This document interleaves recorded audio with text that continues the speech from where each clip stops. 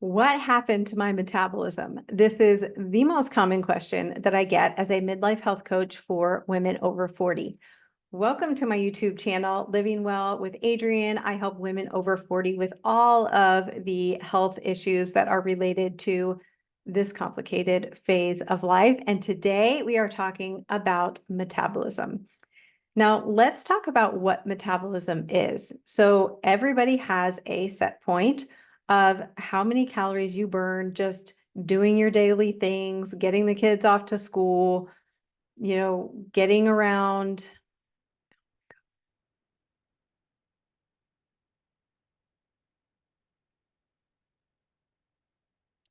What happened to my metabolism? This is the most common question that I get as a midlife health coach for women over 40.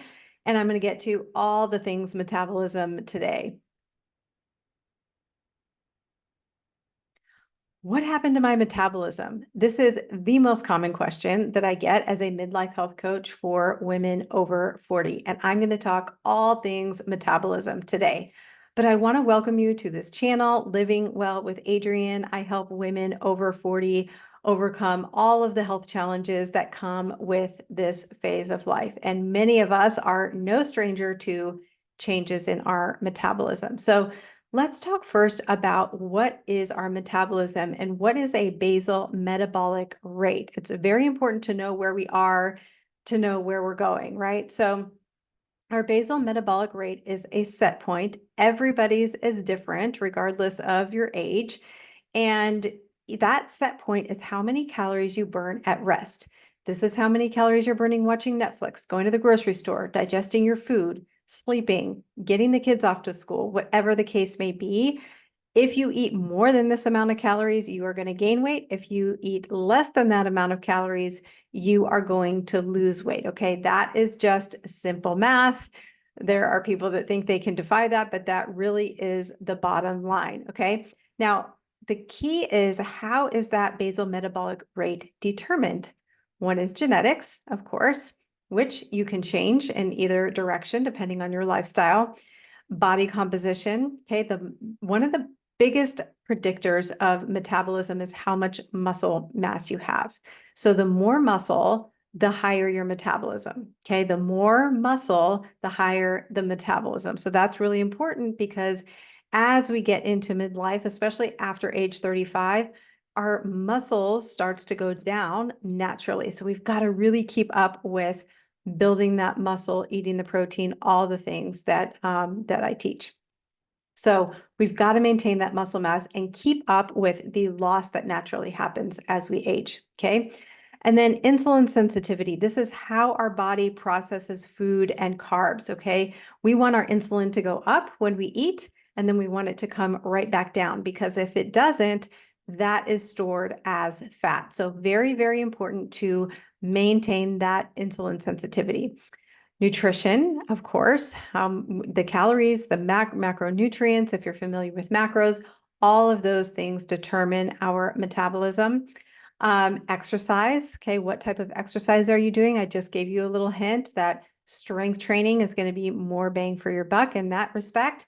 And then your stress levels. This is the most overlooked thing, I think, when I start working with my clients and they're like, I don't know what happened. Now I'm in my 40s and I did a 15-minute workout and I feel like I need a nap. That has to do with your nervous system, which is definitely affected by the hormones in perimenopause and menopause. Now, hormones themselves, like the declining estrogen and progesterone that happens during perimenopause and menopause, doesn't directly affect our metabolism. It's some of the things that come after that really you have to really make a lifestyle change in order to see that improvement. I say this all the time. What worked in our 20s doesn't work in our 40s. Okay. I used to be a marathon runner. I used to run 6 miles a day, 7 days a week, rain or shine. No matter how I felt, I could have 100-degree fever and I would be out for a run 6 miles a day. It did not matter. Okay. And I did great with that for a long, long time until I didn't, until I started to get horrible anxiety, massive headaches, migraines, stomach aches. I had all kinds of issues, and it's all related to our nervous system, which is sort of less protected, I guess I'll say, as we age by the estrogen and progesterone. So very, very important that we don't ignore stress levels. There's no, I sleep when I'm dead. There's no, I'm never going to take a vacation and just grind every day, all day.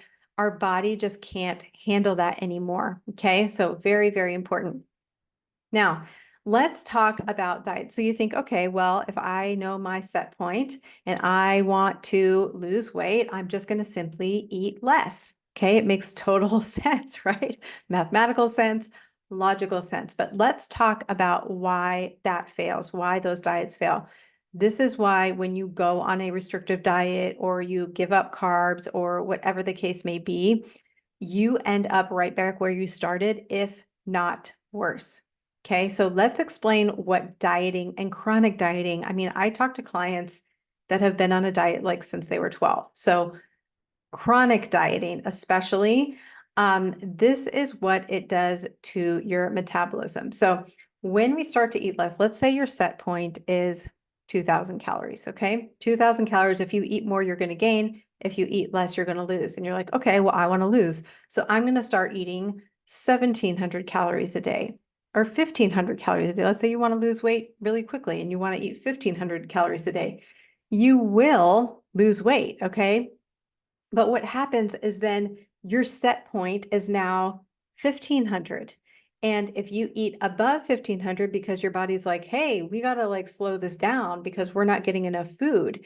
And at the same time, you're also losing muscle. Okay, so that's like a double whammy. Your set point is lowering for how many calories you can consume without gaining weight. And you are losing muscle, especially if you're restricting calories and not doing anything to preserve that muscle.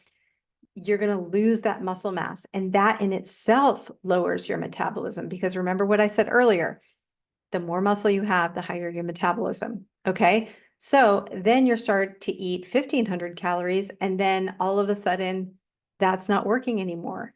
And then you've got to go lower. Okay. And then you've got to go lower. And then all of a sudden you're eating 1,100 calories and you're like, I can't do it anymore. I'm starving. And then you start eating again and your weight increases and then some. Okay. Because you have decreased that basal metabolic rate. So it's so important, you guys, that we focus on the right strategies, and often less is more. Okay. It's not about setting your alarm for 5 o'clock in the morning to do the workout to get it in. Okay. Sleep is more important now. And isn't that great news? You can sleep. I would much rather you sleep and focus on the nutrition strategies that I teach rather than getting up and grinding through a workout and feeling exhausted later in the day. That's going to do you no good. Okay. We can function like that kind of in our, early, mid, even late 20s. But once we get to our 30s and beyond, it's really, really difficult. So at the end of these videos, I always want to give you a quick win. So it's like, well, great, Adrian. Well, so what do I do? So the one tip that I'm going to give you today, which I tell all of my clients, and it's going to seem so simple. You're like, oh my gosh, I waited this whole video and this is it, is walking outside. And let me tell you why. It's more than just steps. It is more than just movement and burning calories.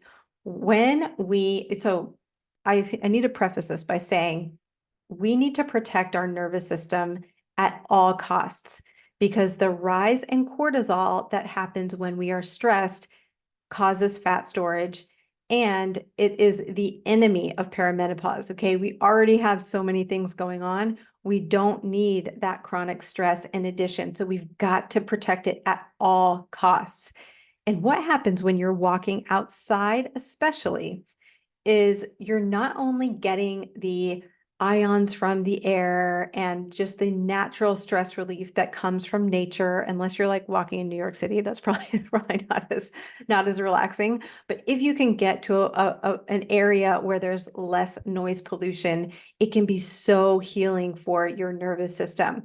And during this walk, you are going to be challenging your terrain. So you might be going in some woods or on some trails, or you might be stepping, across the street, or you might be maneuvering through a construction site, or whatever the case may be.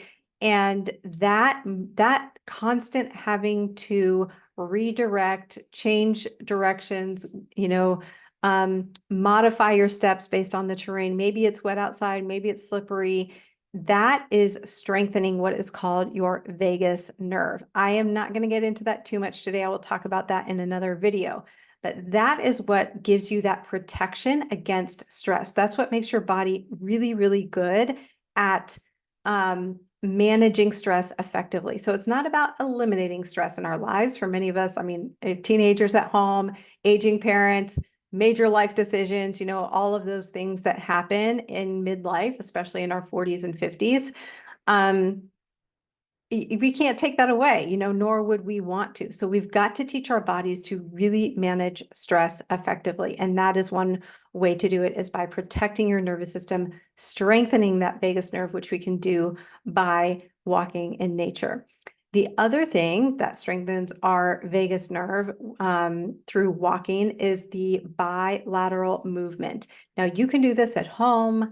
You can do anything where you are tapping the opposite sides, anything where you're looking to the left and the right and you are scanning bilaterally, that is going to strengthen your vagus nerve. Okay.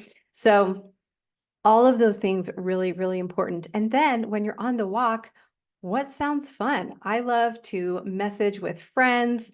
I love to listen to a good true crime podcast, something that is going to bring, it's surprising that true crime is going to bring my blood pressure down, but it is very relaxing to me. And whatever it is, maybe it's silence, maybe it's music, whatever sounds fun to you is what you should be doing on that walk. Okay. Binaural beats, if you're into that, that's a really good thing as well. But I'm going to leave you with that. So I want you to get out today and walk, try to get your 10,000 steps in. It's so, so important. And I promise you, even if you only did that one thing, you will see a change in your metabolism. I promise. Okay. Until next time. Bye.